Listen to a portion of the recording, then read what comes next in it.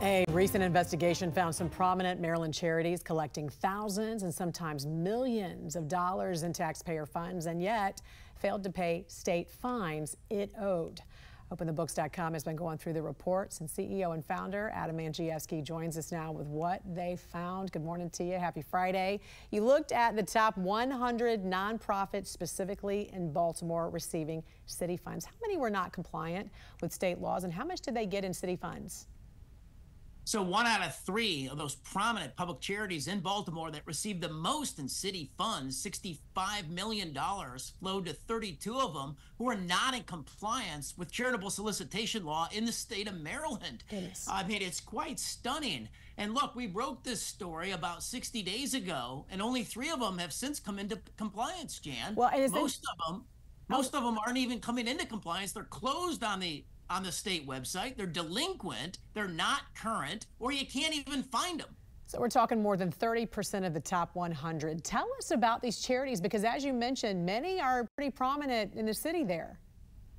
Yeah, they really are. It's like the Baltimore Civic Fund. They actually run a mayor's program for nonprofit pandemic relief. They received $14 million since August of 2022, and they owe $550 worth of fines, and they're delinquent on the state site for their charitable registration. You got the Baltimore Public Markets. They help co-run the historic retail markets in Baltimore. They're actually closed for business on the state site, and they've received about $5 million in city funding. You got programs like Dayspring programs. They've received nearly $9 million in taxpayer funds, and they've been not current since 2020. You've got places like the Baltimore Urban League, for crying out loud. They owe $1,600 worth of fines. They haven't been current on their charitable registration since 2018, and they got a prominent donate button on their website.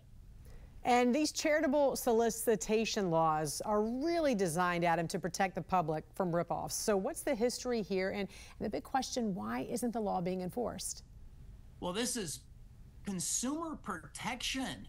When you give money to a charity, it's tax deductible.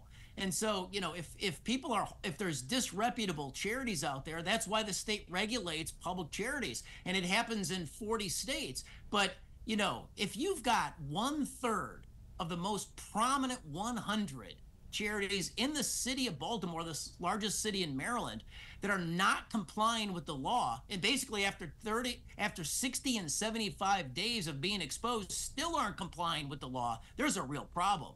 Yeah, and you identified this problem, as you mentioned earlier, 2 years ago, and the controller vowed he would take action. But as you mentioned, there aren't any results, it seems like. So what needs to be done at this point?